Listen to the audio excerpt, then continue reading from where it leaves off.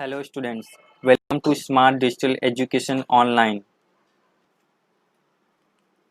आज हम science and technology 10th class का पार्ट 2 डिस्कस करेंगे, जिसमें फर्स्ट चैप्टर है हमारा आनुवांशिकता और उत्क्रांति।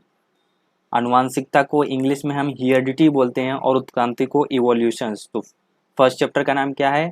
हियरडिटी एंड इवोल्यूशंस, या फिर हिंदी में बोले तो आनुवांशिकता और उत्क्रांति। तो सबसे पहले हम देखते हैं आनुवांशिकता व आनुवांशिक बदल क्या होता है। आनुवांशिकता को हम अंग्रेजी में हियरडिटी बोलते हैं और आनुवांशिक बदल यानी उसमें क्या चेंजेस हो रहे हैं उसे हम हियरडिटरी चेंजेस बोलते हैं। जैसे एक पीढ़ी के जैविक लक्षण, जैविक लक्षण को इंग्लिश में क्या बोलेंगे हम? Biological character. एक पीढ़ी का जब जैविक लक्षण या फिर जीन जब दूसरे पीढ़ी में संक्रमित होता है तो उसे हम क्या बोलते हैं? आनुवांशिकता बोलते हैं। उसे हम क्या बोलेंगे? आनुवांशिकता बोलेंगे। तो कैसे लिखेंगे हम? जब एक पीढ़ी के जैविक लक्षण अर्थात बायोलॉजिकल कैरेक्टर, जैविक लक्षण को हम बायोलॉजिकल कैरेक्टर भी बोलते हैं। जनुको, जनुको अर्थात जीन्स, जिसे हम जीन्स बोलते हैं। जब एक पीढ़ी के जैविक लक्षण अर्थात बायोलॉजिकल कैरेक्टर जनुको अर्थात जीन्स द्वारा दूसरे पीढ़ी, अर्थात पीढ़ी का मतलब हो जाएगा जनरेशन, पीढ़ी का मतलब क्या हो जाएगा? जनरेशन तक संक्रमित होने की प्रक्रिया को हम आनुवांशिकता या हेरिडिटी कहते हैं। एक पीढ़ी के जैविक लक्षण जनुकों द्वारा दूसरे पीढ़ी तक संक्रमित होने की प्रक्रिया को आनुवांशिकता कहते हैं। या फिर generation to generation, one generation of biological character to second generation of biological character transfer, उसे हम क्या बोलेंगे? हेरिडिटी कहते हैं। इसे हम क्या बोलेंगे? हेरिडिटी कहते हैं। तो हिंदी मीडियम वाले ध्यान से आपको क्या करना होगा? इंग्लिश वाली टर्मिनोलॉजी को भी ध्यान में रखना होगा, क्योंकि यदि आप 11th क्लास में जाएंगे तो अब टोटली आपको इंग्लिश में ही मिलेगा सब कुछ। तो यदि आप अभी से इंग्लिश का अभ्यास करते रहेंगे ताकि हिंदी और इंग्लिश आपको दोनों में भी समझने में आसानी हो, क्योंकि हिंदी वर्ड थोड़ा बायोलॉजी का बहुत ही थोड़ा सा बोले तो बहुत हार्ड होता है और थोड़ा सा उसे याद रखने में थोड़ी कठिनाई होती है, लेकिन इंग्लिश वाले टर्मिनोलॉजी को हम आसानी से याद रख सकते हैं। ठीक है, तो इसे आप हमेशा याद रखेंगे। अब इसके बाद आप ये सभी आपके टेक्स्ट बुक का ही है, ये ध्यान में रखना, ठीक है ना। यदि आपके पास टेक्स्ट बुक नहीं है तो आप नीचे दिए गए डिस्क्रिप्शन लिंक से डाउनलोड कर सकते हैं। वहाँ पर टेलीग्राम ग्रुप को ज्वाइन कर लीजिए, वहाँ पर आपको मिल जाएगा। तो यहाँ पर आप देख सकते हैं ग्रेगर जॉन मेंडल, ये साइंटिस्ट थे। ग्रेगर जॉन मेंडल ये एक साइंटिस्ट थे जिन्होंने इसकी शुरुआत की। आनुवांशिकता अर्थात जीन की शुरुआत हुई कैसे, इसके बारे में जानने के लिए हम कुछ ग्रेगर जॉन मेंडल के बारे में पढ़ते हैं। तो आधुनिक अनुवांशिकी की शुरुआत की। ग्रेगर जॉन मेंडल ने आधुनिक अनुवांशिकी की शुरुआत की। आधुनिक अनुवांशिकी को हम मॉडर्न जेनेटिक्स बोलते हैं। तो इन्होंने क्या किया? ग्रेगर जॉन मेंडल ने आधुनिक अनुवांशिकी की शुरुआत की 1986 के आसपास। 1986 के आसपास लंबे समय तक संशोधन अर्थात रिसर्च करके उन्होंने अनुवांशिकता को खोज निकाला। 1986 के आसपास लंबे समय तक उन्होंने रिसर्च किया और उन्होंने अनुवांशिकता अर्थात हेरिडिटी को खोज निकाला। इसके बाद उन्होंने अपना रिसर्च किस पर किया, कैसे उन्होंने अनुवांशिकता को खोज निकाला या कैसे उन्होंने हेरिडिटी या जीन्स की खोज की, जीन्स की खोज की।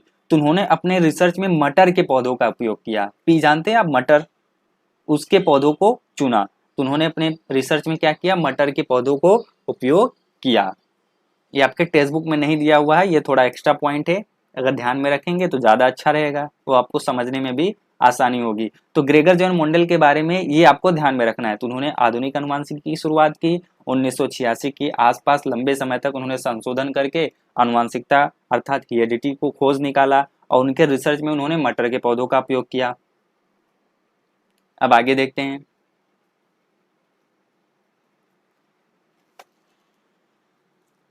अब इसके बाद ह्यूगो डी वेरिस साइंटिस्ट आए। ये भी एक साइंटिस्ट का नाम है, ह्यूगो डी वेरिस। 1901 में इन्होंने एक उत्परिवर्तन सिद्धांत को दिया। अब उत्परिवर्तन सिद्धांत ये थोड़ा सा बोलने में आपको अजीब लग रहा होगा, बहुत ही थोड़ा सा टेक्निकल वर्ड है, तो आपको क्या करना होगा? उत्परिवर्तन सिद्धांत, इसको इंग्लिश में हम म्यूटेशनल थियरी भी बोलते हैं। ह्यूगो डी वेरिस ने 1901 में उत्परिवर्तन सिद्धांत को दिया, जिसे हम म्यूटेशनल थियरी बोलते हैं। अब ये म्यूटेशन थियरी या उत्परिवर्तन सिद्धांत क्या है, अर्थात अचानक होने वाला परिवर्तन, कोई जीन्स में कोई फॉल्ट हो गया या कोई अचानक परिवर्तन हो गया, उसे हम क्या बोलेंगे, उत्परिवर्तन सिद्धांत। उसे किसने दिया था, ह्यूगो डिवरी साइंटिस्ट ने दिया था 1901 में। तो आपको ध्यान रखना है 1901 में ह्यूगो डिवरीज ने उत्परिवर्तन सिद्धांत को दिया। उत्परिवर्तन सिद्धांत का मतलब होता है अचानक होने वाले परिवर्तन का कारण, sudden changes, sudden changes, mutational theory.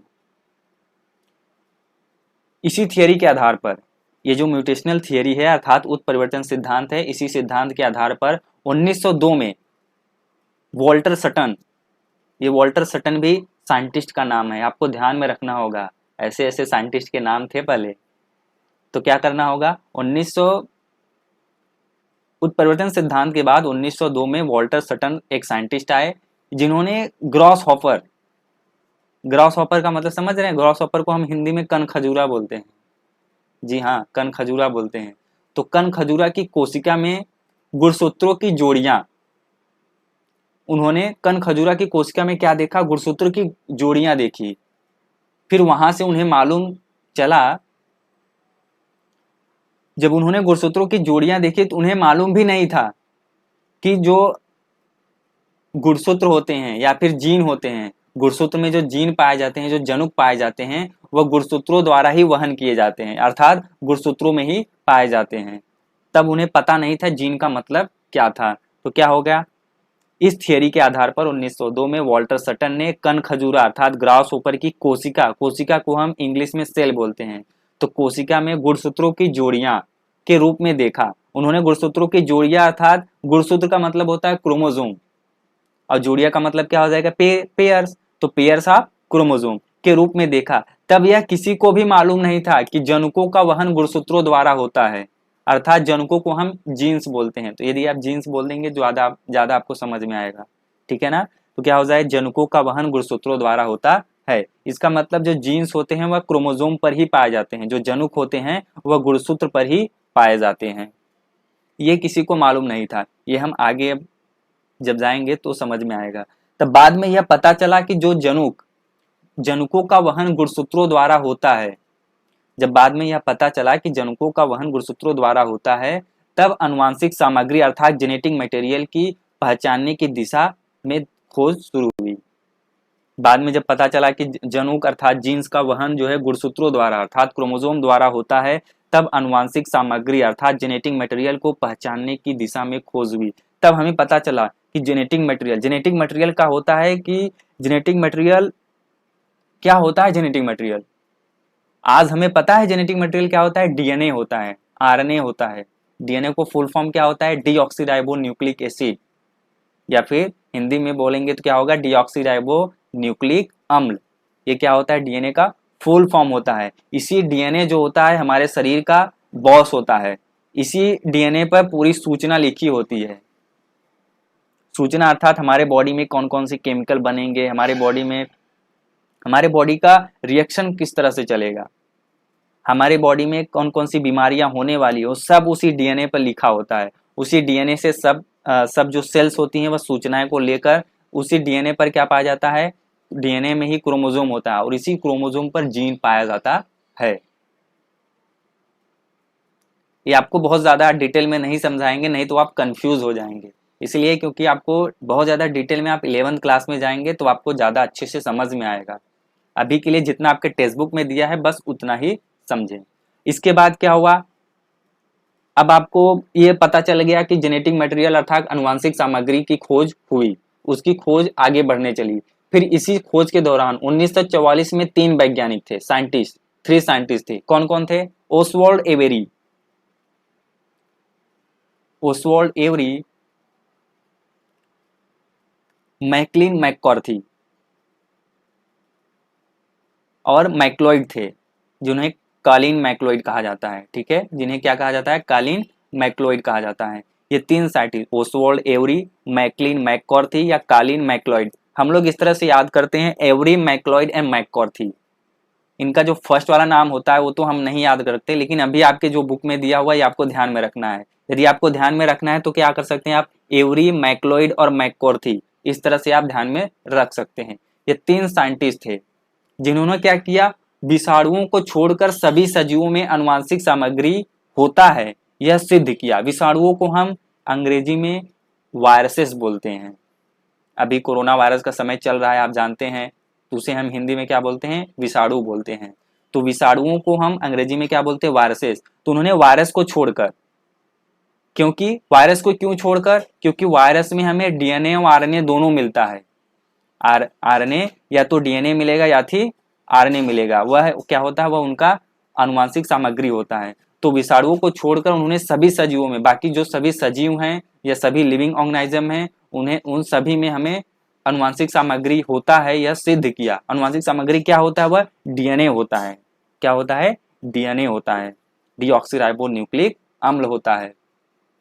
आनुवांशिक सामग्री को हम जेनेटिक मटेरियल कहते हैं, यह भी आपको ध्यान में रखना है। तो क्या हो जाएगा, उन्होंने विषाणुओं और वायरसेस को छोड़कर सभी सजीवों में आनुवांशिक सामग्री जेनेटिक मटेरियल होता है यह सिद्ध किया।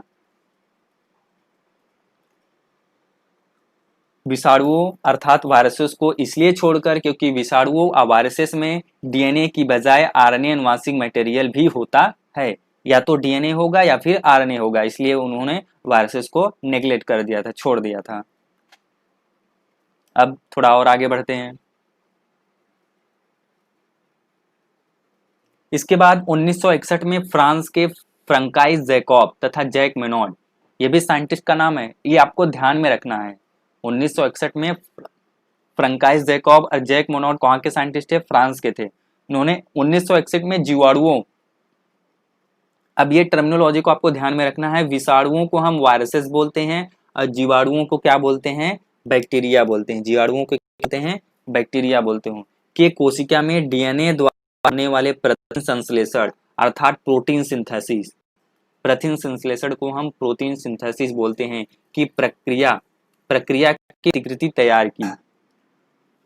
फ्रंकाइस जैकब और जैक मोनोड ने बैक्टीरिया में जो बैक्टीरिया के कोशिका में डीएनए द्वारा जो प्रोटीन सिंथेसिस होता है, जो प्रथिन बनता है, प्रथिन का संश्लेषण होता है, उसकी एक प्रतिकृति तैयार की। प्रतिकृति का मतलब समझते हैं, कॉपी, उसका डुप्लीकेट तैयार करना। उसका क्या करना, डुप्लीकेट तैयार करना। ये डुप्लीकेट की स्पेलिंग थोड़ा रॉन्ग है, यहाँ पर LI होगा, पी के बाद क्या होगा, LICATE, ध्यान देना।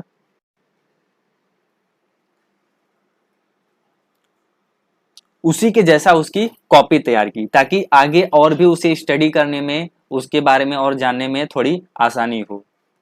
अब ये प्रतिकृति क्या होता है, ट्रांसलेशन क्या होता है, ट्रांसक्रिप्शन क्या होता है, ये जो टर्मिनोलॉजी है आगे आएंगी तो आगे और आपको अच्छे से समझ में आएगा। जब उन्होंने तैयार कर लिया, जिसके कारण डीएनए के अणुओं में छिपे जनुकीय संकेतों को समझने में मदद हुई। इसके कारण क्या हुआ, डीएनए के अणुओं में जब जनुकीय संकेत अर्थात जो जीन्स छुपे हुए हैं उन्हें हमें समझने में मदद हुई। तो डीएनए में ही क्या पाए जाते हैं, जीन पाए जाते हैं। डीएनए में क्रोमोसोम पाया जाता है और क्रोमोसोम पर ही क्या होते हैं, जीन होते हैं। ये आपको ध्यान में रखना है। क्या ध्यान रखना है कि डीएनए कहाँ पाया जाता है, क्रोमोसोम पर पाया जाता है, यानी डीएनए के अंदर ही, क्रोमोसोम में ही डीएनए होता है, अर्थात क्रोमोसोम में ही जीन पाए जाते हैं। इसी से जनुकीय अभियांत्रिकी, जब हमें यह पता चल गया डीएनए के कारण छुपे जनुकीय संकेत हमें जब समझ में आने लगे, तब इसी से क्या हुआ, जनुकीय अभियांत्रिकी की दृष्टि से अमाप क्षमता वाली पुनः संयोजी डीएनए तकनीक अर्थात रिकॉम्बिनेशन डीएनए टेक्नोलॉजी की शुरुआत हुई। जनुकीय अभियांत्रिकी को हम जेनेटिक इंजीनियरिंग बोलते हैं, जेनेटिक इंजीनियरिंग बोलते हैं, और पुनः संयोजी डीएनए तकनीक को हम रिकॉम्बिनेशन डीएनए टेक्नोलॉजी। यही जेनेटिक इंजीनियरिंग और रिकॉम्बिनेशन डीएनए टेक्नोलॉजी की मदद से आज हम बेहतर से बेहतर मेडिसिन को, बेहतर से बेहतर दवाइयों को बना सकते हैं, इन्हीं जेनेटिक इंजीनियरिंग की मदद से। तो आज हमारा साइंस जो है बहुत ही आगे निकल चुका है, बहुत ही आगे जा चुका है, और उससे और भी आगे जाना है, अभी और भी खोज चल रहे हैं। तो ये आपको ध्यान में रखना है, टर्मिनोलॉजी को ध्यान में रखना है कि जनुकीय अभियांत्रिकी को हम जेनेटिक इंजीनियरिंग बोलते हैं, और पुनः संयोजी डीएनए तकनीक का मतलब होता है रिकॉम्बिनेशन डीएनए टेक्नोलॉजी की शुरुआत हुई। कहाँ से शुरुआत हुई, जब हमें डीएनए के बारे में सारी जानकारी मिल गई, जब हम डीएनए के बारे में जानते रहेंगे, उसके अंदर संकेतों को समझ सकेंगे, तभी तो उसके बारे में आगे पढ़ सकेंगे। ठीक है, तो उसके बारे में जेनेटिक इंजीनियरिंग शुरुआत हुई, रिकॉम्बिनेशन डीएनए टेक्नोलॉजी की भी शुरुआत हुई। अब आगे अनुवांशिकता का उपयोग। अब ये जो अनुवांशिकता है, इसका हेरिडिटी, इसका यूज क्या है, हम कहाँ पर इसका उपयोग करते हैं अनुवांशिक विकृतियों हेरिडिटी डिसऑर्डर का निदान करने के लिए। जैसे हेरिडिटी डिसऑर्डर का क्या मतलब होता है, जन्मजात बीमारी, जिसको जन्मजात बीमारी होती है, जैसे माता मम्मी या पापा में से किसी को भी यदि कोई बीमारी है, वह बच्चे में जाता है, यदि वह बच्चे को भी वह बीमारी लगती है, उसे हम जन्मजात बीमारी कहते हैं, ठीक है। या फिर दादा को वो बीमारी है या दादी को बीमारी है, तो वह यदि बच्चे में जा रहा है तो क्या हो जाएगा, वह जन्मजात बीमारी है। उसके कुछ एग्जाम्पल्स हैं, जैसे हीमोफीलिया हो गया, सिकल सेल एनीमिया हो गया, ये सभी बीमारियों के नाम है जो जन्मजात बीमारियां होती हैं। इसके बारे में हम आगे पढ़ेंगे, आगे अभी आएगा उसमें हम देखेंगे। तो सबसे पहले अभी देख लेते हैं इसका उपयोग क्या है। तो जन्मजात बीमारियों अर्थात हेरिडिटी डिसऑर्डर का निदान करने के लिए, उसको हल करने के लिए, ताकि उस बीमारी का इलाज हो सके। प्रतिबंध, रेस्ट्रिक्शन का उपयोग करने के लिए। अब ये रेस्ट्रिक्शन शब्द का मतलब क्या होता है, आगे आएंगे तो हम समझ में आएगा, आगे आने वाले चैप्टर्स में हमें समझ में आएगा। नियंत्रण अर्थात प्रिवेंशन, हम कैसे किसी रोग को बचा सकते हैं या उसे हम प्रिवेंट कर सकते हैं। जैसे अभी कोरोना वायरस चल रहा है, तभी इस कोरोना वायरस को ट्रीटमेंट क्या हो सकता है, उसका बेस्ट पॉसिबल इलाज अभी क्या है, तो उसे हम क्या बोलते हैं, प्रिवेंशन। हम खुद को क्योर कर सकते हैं, वही उसका इलाज है, ठीक है। अभी क्या होगा, उपचार। उपचार का मतलब क्या हो जाएगा, ट्रीटमेंट, ठीक है। उपचार को क्या बोलते हैं, इंग्लिश में हम ट्रीटमेंट बोलते हैं, उपचार कर सकते हैं। प्राणी संकर का मतलब होता है एनिमल हाइब्रिड, एनिमल हाइब्रिड को तैयार करना, या फिर वनस्पति संकर, प्लांट हाइब्रिड को उपयोग में किया जाता है। अब आप समझ रहे होंगे ये संकर क्या है, प्राणी संकर या वनस्पति संकर क्या है, एनिमल हाइब्रिड या फिर प्लांट हाइब्रिड क्या है। एक सजीव से दूसरे सजीव का निर्माण करना आर्टिफिशियल तरीके से, एक सजीव से एक सजीव का दूसरे सजीव में, एक सजीव है उसका यदि कॉपी हम तैयार कर लें, या उसी सजीव से हम लेबोरेटरी में तैयार कर ले एक उसी के जैसा दूसरा सजीव, उसे हम हाइब्रिड बोलते हैं अर्थात संकर बोलते हैं, ठीक है ना। ये आपको आगे आने वाले चैप्टर्स में समझ में आएंगे, या फिर आगे दिया होगा तो आपको ज़्यादा अच्छे से समझ में आएगा, ठीक है। अभी आप इतना ध्यान में रखिए। तो वनस्पति संकर और प्राणी संकर का उपयोग किया जाता है। आज के लिए बस इतना ही, नेक्स्ट क्लास में हम बात करेंगे इसके और आगे। यदि आपके पास टेक्स्ट बुक अवेलेबल नहीं है,